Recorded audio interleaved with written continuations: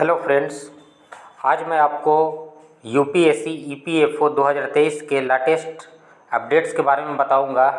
इसके क्या eligibility criteria है, क्या एप्लीकेशन फ़ी है, क्या प्रोसेस है अप्लाई करने का, कौन कौन से डॉक्यूमेंट्स रिक्वायर्ड होंगे इस फॉर्म को फिल करने के लिए, इस एप्लीकेशन की इम्पोर्टेंट डेट्स क्या है और क्या वैकेंसी डिटेल्स है और भी मिसलेनियस चीज़ की एज रिलैक्सेशन में किसको कितना छूट मिलेगा, तो ये सबको हम डिटेल से डिस्कस करेंगे। तो चलिए देर न करते हुए स्टार्ट करते हैं वीडियो को। तो सबसे पहले आपको गूगल क्रोम में जाना है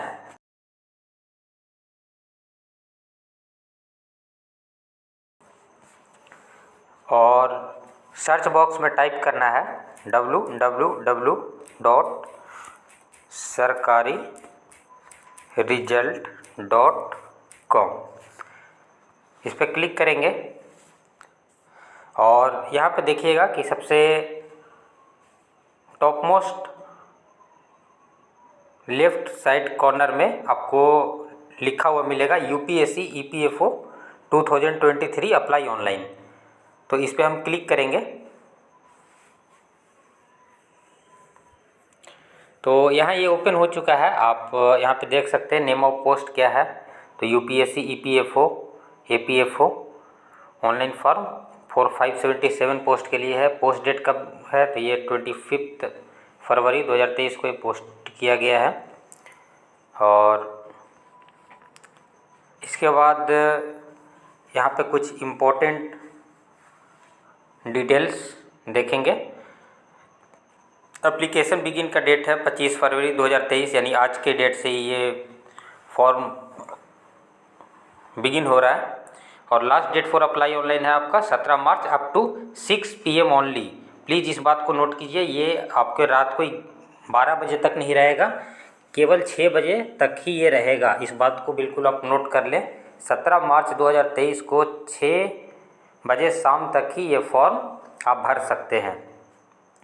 इसके बाद एप्लीकेशन फ़ी की बात करें तो जनरल ओबीसी ईडब्ल्यूएस कैंडिडेट्स के लिए ये 25 रुपये रखे गए हैं और other candidates like SC ST physically handicapped और ऑल कैटेगरी फीमेल के लिए कोई फ़ी यहाँ पे नहीं लिया जा रहा है। इसके बाद एज लिमिट की बात करें तो मिनिमम एज कोई भी निर्धारित नहीं की गई है और maximum age 30 years for EO/AO और मैक्सिमम एज 35 ईयर्स है फॉर APFO के लिए। वैकेंसी डिटेल्स की यहाँ पे बात करें तो टोटल 577 पोस्ट्स हैं यहाँ पे। और जो पोस्ट नेम है आपको EO/AO, यानी EO मीन्स इन्फोर्समेंट ऑफिसर और AO का मतलब अकाउंट्स ऑफिसर और APFO का मतलब असिस्टेंट प्रोविडेंट फंड कमिश्नर। तो EO और AO के लिए आपके पास टोटल 418 सीट्स हैं, वेयर एज APFO के लिए 159 सीट्स हैं। एलिजिबिलिटी क्राइटेरिया की अगर बात करें तो इसमें आपको bachelor degree in any recognised university in India, यानी आप किसी भी रिकॉग्नाइज्ड यूनिवर्सिटी से आपका बस बैचलर डिग्री होना चाहिए। इसके बाद कैटेगरी वाइज डिटेल्स की बात करेंगे पोस्ट्स की। तो EO यानी इन्फोर्समेंट ऑफिसर /AO यानी अकाउंट्स ऑफिसर के लिए टोटल 418 सीट्स है, जिसमें से आपको 204 सीट्स अनरिजर्व के लिए, 78 सीट्स OBC के लिए, 51 सीट्स EWS के लिए, 57 सीट्स SC के लिए, 28 सीट्स ST के लिए और 25 सीट फिजिकली हैंडीकैप्ड के लिए है। अगर हम बात करें असिस्टेंट प्रोविडेंट फंड कमिश्नर यानी APFO के लिए, तो इसमें आपको टोटल 159 सीट्स देखने को मिलेंगे, जिसमें से आपको 68 अनरिजर्व के लिए, 38 OBC के लिए, 16 सीट्स EWS के लिए, 25 सीट्स SC के लिए, 12 सीट्स ST के लिए और 8 सीट्स फिजिकली हैंडीकेप्ड कैंडिडेट्स के लिए हैं। अब यहाँ पे कुछ इम्पोर्टेंट लिंक्स है, यहाँ पे apply online, how to register, download notification. तो हम यहाँ पे डाउनलोड नोटिफिकेशन पे क्लिक करेंगे और इस एग्ज़ाम के पूरे डिटेल्स को जानेंगे। तो आइए इस डाउनलोड नोटिफिकेशन ऑप्शन पे क्लिक करते हैं।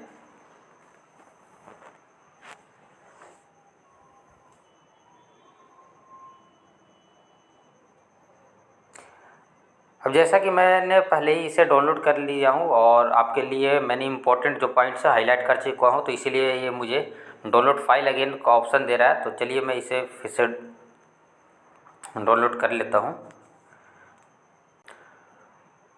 इसको ओपन करने के बाद यहाँ पे देखेंगे वैकेंसी डिटेल्स आपको दी हुई है।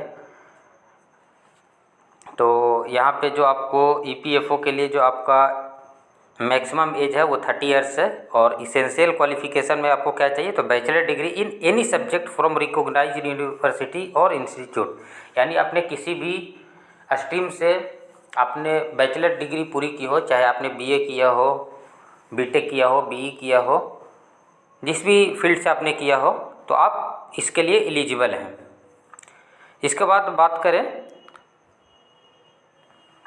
असिस्टेंट प्रोविडेंट फंड कमिश्नर्स के लिए, तो इसके लिए जो मैक्सिमम एज लिमिट है वो 35 ईयर्स है और इसेंशियल क्वालिफिकेशन में है कि आपके पास एक डिग्री होना चाहिए ऑफ ए रिकॉग्नाइज्ड यूनिवर्सिटी। इसमें डिजायरेबल यानी अगर ये रहे तो आपके लिए और ज़्यादा अच्छा है, वो क्या है कि diploma in company law, labour laws और पब्लिक एडमिनिस्ट्रेशन। अब चलते हैं कुछ इम्पोर्टेंट डेट्स के बारे में बात करते हैं। तो जो ऑनलाइन एप्लीकेशन है ये आपको 25 फरवरी 2023 से 12 बजे दोपहर से शुरू हो रहा है और ये रहेगा आपको 17 मार्च 2023 तक, 17 मार्च 2023 के शाम 6 बजे तक आप फॉर्म को फिल कर सकते हैं। यहाँ पे देख सकते हैं कि यहाँ पे आपका प्रोबेशन जो है वो 2 ईयर्स का होगा। यहाँ पे आप पॉज करके आप जो सिलेबस है इस एग्ज़ाम का उसे देख सकते हैं और इस एग्ज़ाम में जो वेटेज दिया जाएगा वो 75:25, यानी 75% जो वेटेज होगा आपको रिक्रूटमेंट टेस्ट का होगा और 25 मार्क्स जो होगा आपका वो इंटरव्यू का वेटेज होगा और दोनों का कंबाइंड जो फाइनल मार्क्स होगा उसके बेसिस पे आपका मेरिट बनेगा। यहाँ पे आप चाहे तो पॉज करके आप पूरा सिलेबस को अच्छे से देख लीजिएगा। इसके बाद ये टेस्ट सेंटर्स हैं अक्रॉस इंडिया रिक्रूटमेंट टेस्ट के लिए। टोटल आपका 79 टेस्ट सेंटर्स हैं। तो देख लीजिएगा कि आपके स्टेट्स में कौन सी सिटी आ रही है, उसके अकॉर्डिंग आप फिल कीजिएगा।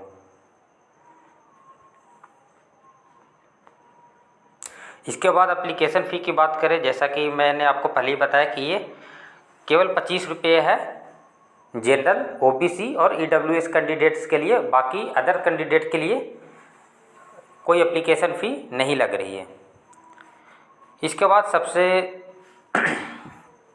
इम्पोर्टेंट कि कंसेशन एंड रिलैक्सेशन। तो जैसा कि आप सभी को पता होगा कि कैंडिडेट्स को कैटेगरी वाइज या वो एक सर्विसमैन ऑब्लिक की जो सर्विस परफॉर्म कर रहे हैं उनके बेसिस पे कुछ रिलैक्सेशन दिया जाता है अपर एज लिमिट में। तो जो एक सर्विसमैन है उनको 5 साल का रिलैक्सेशन दिया गया है। और यहाँ पे हम देखेंगे age relaxation for central government employees, इसको थोड़ा ध्यान से देखेंगे। The upper age limit is relaxable for central oblique union territory government servants up to 5 years, यानी जो भी सेंट्रल गवर्नमेंट या यूनियन टेरिटरी गवर्नमेंट के जो सर्वेंट्स हैं उनको 5 साल का एज रिलैक्सेशन दिया गया है। और 10 साल का एज रिलैक्सेशन उन कैंडिडेट्स को दिया गया है जो SC और ST कैटेगरी से बिलोंग करते हैं, क्योंकि वो 5 साल तो इनका हो जाएगा कि ये जब सेंट्रल गवर्नमेंट एम्प्लॉई के तौर पे इनको 5 साल का रिलैक्सेशन होगा।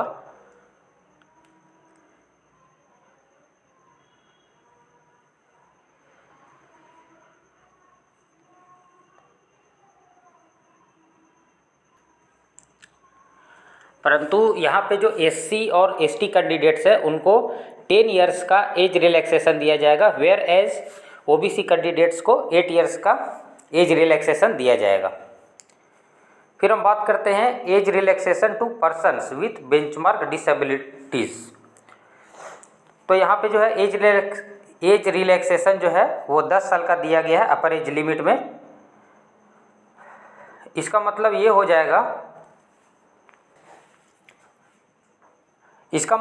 जाएगा कि वैसे सेंट्रल गवर्नमेंट के एम्प्लॉयज़ जो कि एससी एसटी कैंडिडेट जो कि एससी या एसटी कैटेगरी से बिलोंग करते हैं और वो सेंट्रल एम्प्लॉई हो, तो उनको टोटल 15 साल का एज रिलैक्सेशन मिल जाएगा, क्योंकि 10 साल का एज रिलैक्सेशन उनको डिसेबिलिटी के बेसिस पे मिलेगा और 5 साल का जो एज रिलैक्सेशन है वो आपको ये देखिए जो मैंने आपको बताया फॉर सेंट्रल गवर्नमेंट एम्प्लॉयज़ जो 5 साल का जो एज रिलैक्सेशन मिलता है वो, ठीक है, तो उनको टोटल 15 साल का एज रिलैक्सेशन मिल जाएगा।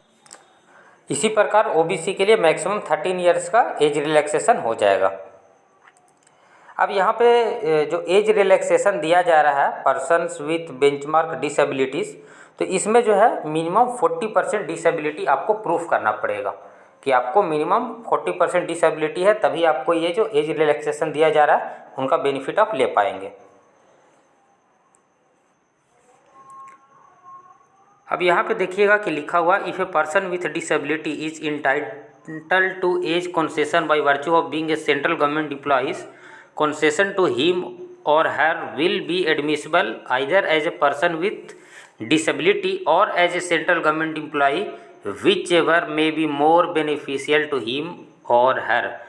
मतलब ये कहना चाह रहा है कि कोई ऐसा कैंडिडेट जो कि सेंट्रल गवर्नमेंट एम्प्लॉई भी है और वो पीडब्ल्यूडी यानी पर्सन विथ डिसेबिलिटी कैटेगरी में भी आ रहा है, तो उसे दोनों में से किसी एक चीज़ का ही फ़ायदा दिया जाएगा। चाहे तो सेंट्रल गवर्नमेंट एम्प्लॉइज़ के तौर पे उसे जो एज रिलैक्सेशन जो मिल रहा है वो दिया जाएगा, या तो पर्सन विथ डिसेबिलिटी के बेसिस पे जो एज रिलैक्सेशन दिया जा रहा है वो मिलेगा, जो भी उसके लिए ज़्यादा बेनिफिशियल हो वो, यानी जिसमें ज़्यादा एज रिलैक्सेशन मिल रहा हो वो कंसीडर किया जाएगा। इसके बाद ऐसे कैंडिडेट्स जो कि पीडब्ल्यूडी से हैं और जो कि ब्लाइंडनेस के कैटेगरी में आते हैं, तो उन्हें रिक्रूटमेंट टेस्ट में कंपनसेटरी टाइम दिया जाएगा। और ये जो कंपनसेटरी टाइम कितना होगा, ये होगा आपको 20 minutes per hour of the recruitment test, यानी जितने भी आवर्स का आपका रिक्रूटमेंट टेस्ट होगा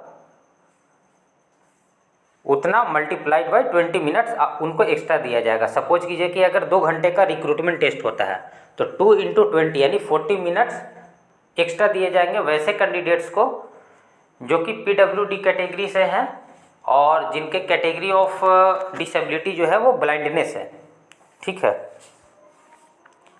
इसके बाद प्रोसेस की बात करें कि कैसे अप्लाई करेंगे, तो सबसे पहले आपको यही है कि candidate must apply online through the website https://www.upsconline.nic.in। application received through any other mode would not be accepted and summarily rejected। यानी आपको जो एप्लीकेशन फिल करना है वो केवल इस वेबसाइट से ही फिल करना है, और आप किसी भी अदर वेबसाइट से अगर आप इसको फिल करते हैं तो ये आपका रिजेक्ट कर दिया जाएगा। तो आपको बहुत केयरफुल यहाँ पे रहना पड़ेगा। तो मेक श्योर कि आप इस वेबसाइट के थ्रू ही जाएं और अपने जो फॉर्म है उन्हें फिल करें।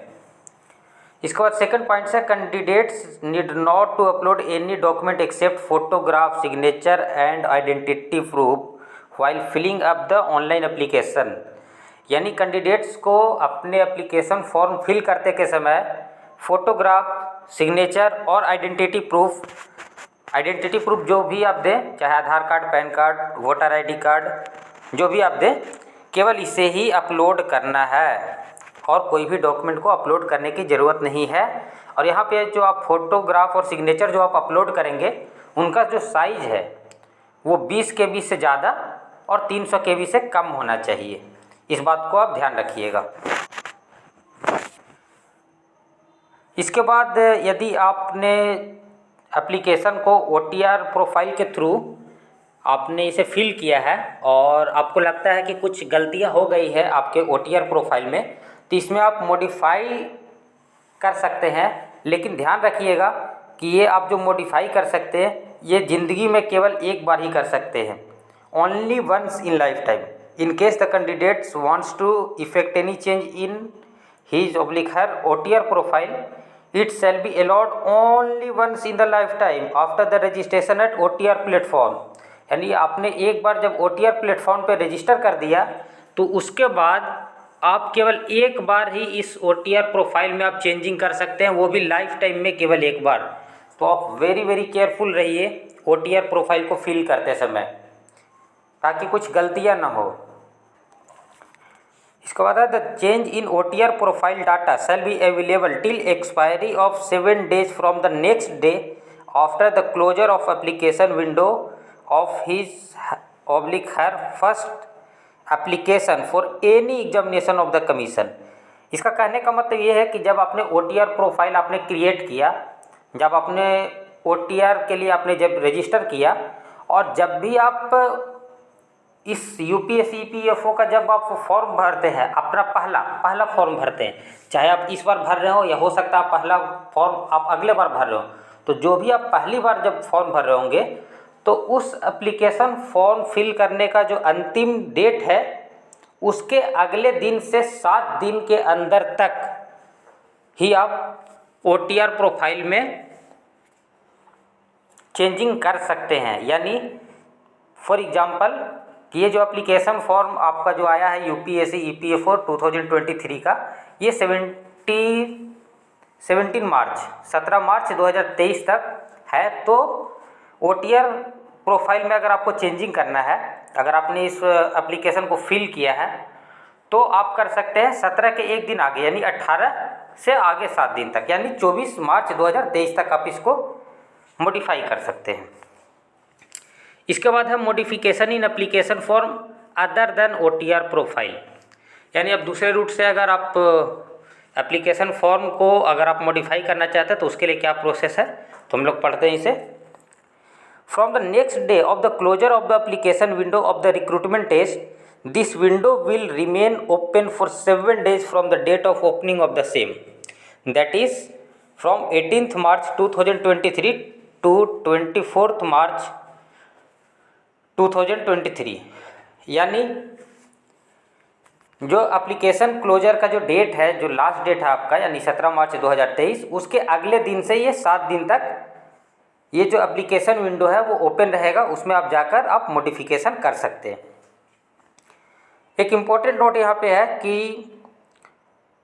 कैंडिडेट जो है, एक बार आपने अगर एप्लीकेशन को फिल कर दिया तो आप इसे विथड्रॉ नहीं कर सकते। भाई यहाँ पे लिखा हुआ the candidates will not be allowed to withdraw their application after the submission of the same.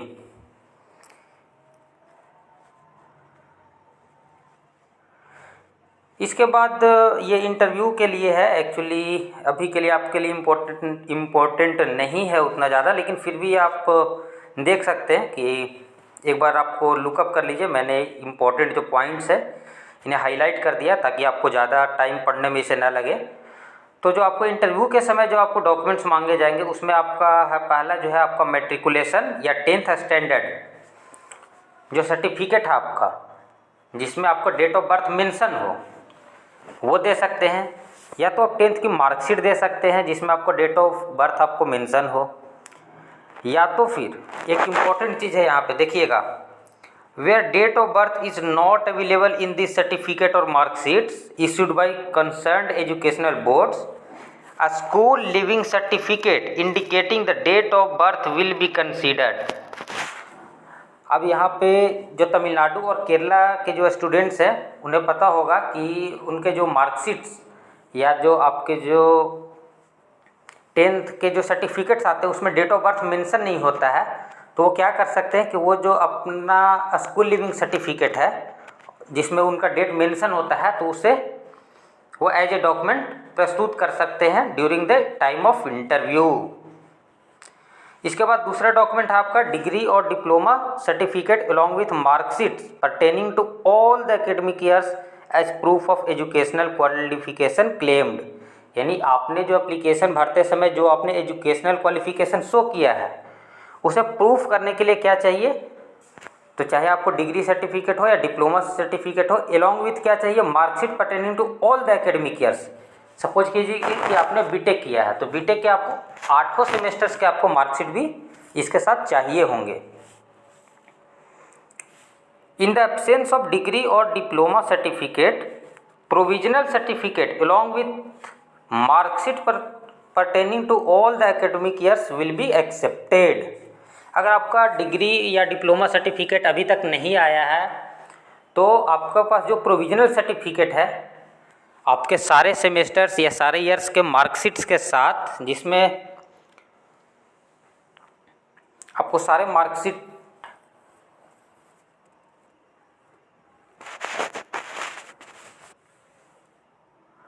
In the absence of degree oblique diploma certificates provisional certificate along with marksheets pertaining to all the academic years will be accepted.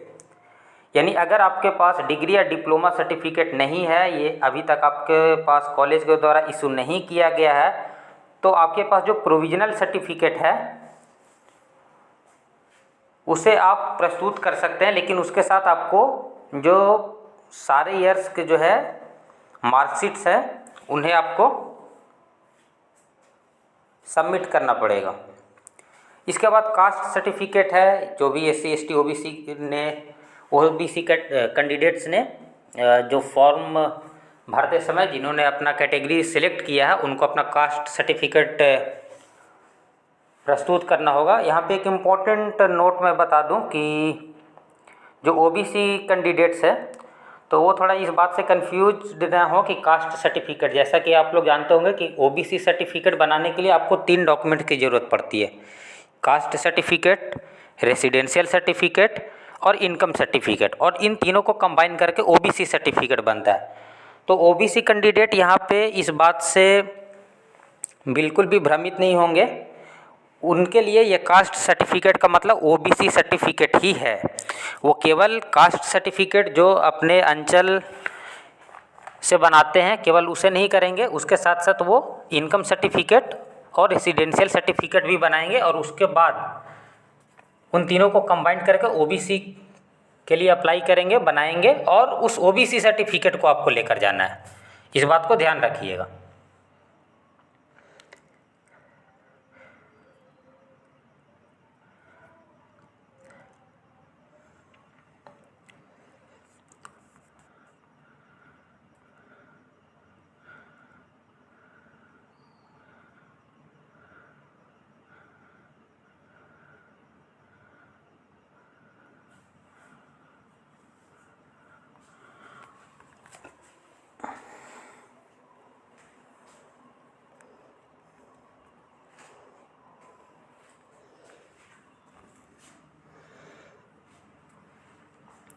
इसके बाद एक यहाँ पे थोड़ा इसको जो F point है इसको ध्यान से पढ़ेंगे। A declaration in the prescribed format by candidate seeking reservation as OBC that he she does not belong to the creamy layer on the crucial date in addition to the community certificate unless specified otherwise the prescribed closing date for receipt of online recruitment application for the post is to be treated as crucial date।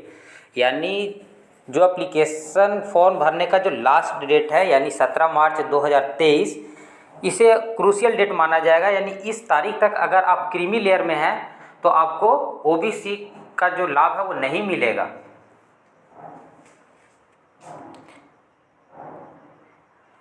यानी 17 मार्च 2023 तक अगर आपकी income 8 lakh से ऊपर है यानी आप creamy layer में आ रहे हैं तो आपको ओबीसी का लाभ नहीं मिलेगा। अगर इस डेट के पहले यानी 17 मार्च 2023 के पहले तक आपकी जो इनकम है, आप ओबीसी कैटेगरी से बिलोंग करते हैं और आपकी इनकम अगर 8 लाख से कम है यानी नॉन क्रीमी लेयर में बिलोंग करते हैं, तो आपको जो ओबीसी एनसीएल का जो आपको बेनिफिट मिलना चाहिए वो सारे बेनिफिट्स आपको यहाँ पे मिलेंगे। तो ये एक इम्पॉर्टेंट पॉइंट थी। बाकी ये सब कुछ चीज़ें हैं कि अगर आपका जैसे आरटी क्लियर हो जाता है और आप इंटरव्यू के लिए जाते हैं और आपका अगर इंटरव्यू दिल्ली में पड़ता है तो आपको जो ट्रेवलिंग एक्सपेंस है वो on the spot during the time of interview during वहाँ पे ही आपको दे दिया जाएगा आपको कंपनसेशन के तौर पे। लेकिन अगर आपका जो इंटरव्यू है, इंटरव्यू सेंटर है वो अदर देन दिल्ली हुआ तो आपको मनी ऑर्डर के थ्रू आपका ट्रेवलिंग एक्सपेंस का कंपनसेशन दे दिया जाएगा। इसके बाद इस फॉर्म को फिल करने में आपके पास 2 पार्ट है, पार्ट 1 पार्ट 2। इसके बाद आपको फ़ी पे करना है 25 रुपीज़ का अगर आप जनरल ओबीसी या ईडब्ल्यूएस के कैंडिडेट्स हैं। अगर आप एससी एसटी और फीमेल कैंडिडेट्स हैं तो आपको कोई भी फ़ी यहाँ पे करने की ज़रूरत नहीं है। और जैसा कि मैंने आपको पहले ही बताया कि जो आपके फ़ोटो और जो सिग्नेचर्स हैं वो आपको 300 KB से एक्सीड नहीं होना चाहिए और 2 और 20 KB से कम नहीं होना चाहिए। यानी आपका जो फ़ोटो और जो सिग्नेचर जो आप अपलोड करेंगे वो 20 KB से लेकर 300 KB के बीच में ही होना चाहिए। और एक बार फिर आपको जाते जाते रिमाइंड करा दूं कि ये जो आपको ऑनलाइन एप्लीकेशन जिसमें पार्ट 1 पार्ट 2 दोनों है उसको भरने की लास्ट डेट जो है आपको 17 मार्च 2023 तक है। और एक बार फिर से मैं यहाँ पे आपको जोर दूंगा कि ये केवल 6 बजे शाम तक ही है। इसको आप बिल्कुल भी कंफ्यूज्ड नहीं होंगे कि ये रात के आपके 11-12 बजे तक रहेगा, नहीं। जैसा कि आपको प्रायः आपको एप्लीकेशन में देखा जाता है कि जो लास्ट डेट होती है उसके 11:59 तक उस फॉर्म को फिल करने की समय सीमा होती है। लेकिन यहाँ पे इस एप्लीकेशन फॉर्म में आपको शाम के 6 बजे तक ही भर देना है 17 मार्च 2023 के। एक और चीज़ है कि आपको applicants should avoid submitting multiple application. आपको मल्टीपल एप्लीकेशन नहीं डालना है, आपको एक ही एप्लीकेशन सबमिट करना है। तो आपको इन सब न्यूसेंसेस से आपको अवॉइड होना है। और ऑलमोस्ट सारे जो इम्पोर्टेंट पॉइंट्स है वो तो मैं कवर कर ही लिया हूँ। यहाँ पे आपको कुछ फॉर्मेट्स हैं, जैसा कि ये आपको डिसेबिलिटी के लिए है, पर्सन विथ डिसेबिलिटी के लिए आपको इस फॉर्मेट में आपको बना कर लेकर जाना है during the time of the interview. इसी प्रकार आपके पास एससी एसटी ओबीसी और अदर फॉर्म्स भी दिए हुए हैं और आपको इस फॉर्मेट में ही बनाकर आपको इंटरव्यू के दौरान आपको प्रस्तुत करने हैं। तो होप कि आपको ये वीडियो आपको पसंद आई होगी और हेल्पफुल लगी होगी। अगर आपको हेल्पफुल लगी तो इसे लाइक कीजिए। अगर आपको ऐसे ही वीडियो और चाहिए तो इसे सब्सक्राइब कीजिए। और अगर आपको लगता है कि ये आपके फ्रेंड्स किसी दोस्त के काम आ सकती है तो इसे शेयर कीजिए। धन्यवाद।